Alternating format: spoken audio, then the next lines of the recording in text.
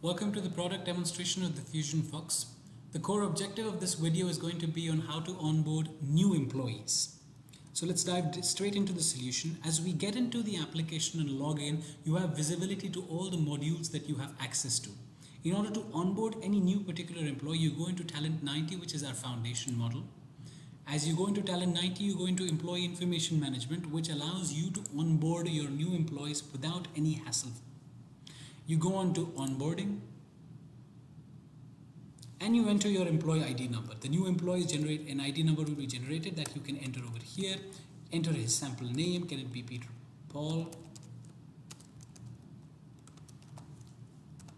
Enter the position that the user will be having, the designation, the department, purchasing manager in procurement, his work location, which branch will he be working into, is he an incumbent or a non-incumbent employee, what category, if you have done categorization, if he's management, staff or worker, he's a staff, his grade, if you have graded wise differentiated your employees, then hire date, which particular date have you hired this particular employee.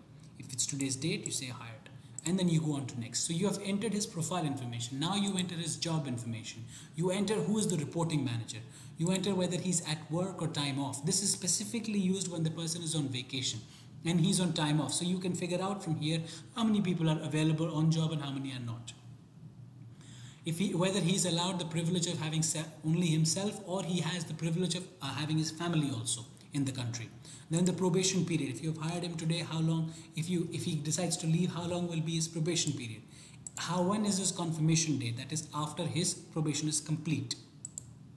Let's say if I have a 90-day probation period, it's going to be 3 months in advance. So it's going to be January of 11th will be his confirmation date. If he decides to leave the firm, I want him to have a 45 days notice period. He has a contract, I want to enter his contract number. What is the start date of this contract? Whether the contract begins from the date of his confirmation or whether the date from he's being hired. I want to choose that his contract only begins from the date that he has been hired. So I choose today's date. I choose an end date. If it's a 2-year contract, I want to decide that this is the ending of his contract will be on 11th of October 2019. Now I've entered his profile and his job information. Now I want to enter his contact information. This is his contact number. If he has a cell phone number, enter that cell phone number over here. If it's his email address, enter his email address over here.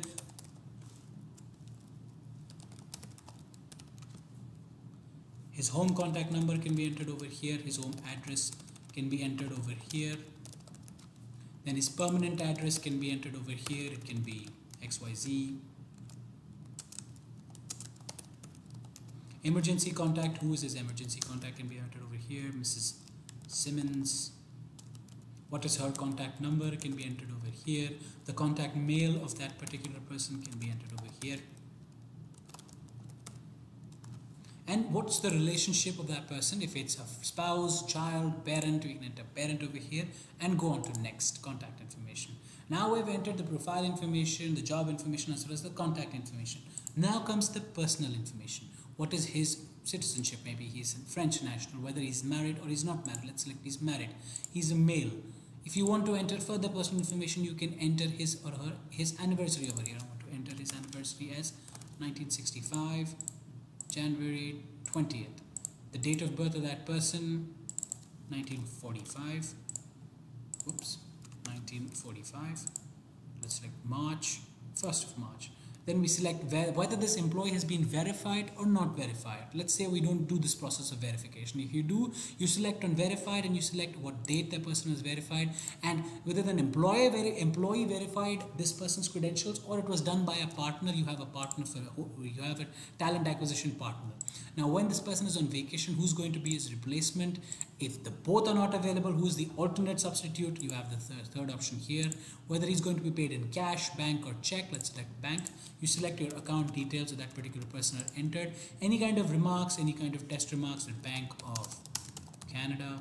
You enter over here, that's his bank. Whether he's transferred, yes or no, he's not transferable. He's not eligible for overtime. Attendance is required and he's active in the payroll. And you click on save.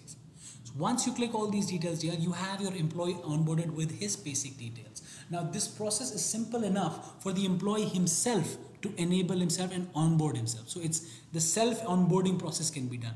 Then for the HR can add as his leave policies over here. Now this can either be added individually, employee by employee wise, or if you can add one single leave type for all your employees. As an example, for this employee, I want to allow annual leaves. Now in my leave policy, we'll have a look at that in another video. I have defined that yearly policy is 15. I want to make it active, and he has an opening balance of 15 because he's just onboarded. As a sample, we can see that these are the leaves that I have added for this particular employee. Now that's the process how you onboard a new employee, and the HR can add his leaves, his or her salary compensation, his or her dependents, his or her education, experience, as well as identification. Once you click on save, that particular employee is formed, and then a record is updated successfully. Now this is how the process of onboarding a new employee takes place. You can see it is very easy and it is very user friendly. So the objective of FusionFox is to enable self onboarding. The employee themselves can enter their own data, and the HR then only has to complete the policy and the compensation setups. Thank you, and I hope this video was helpful.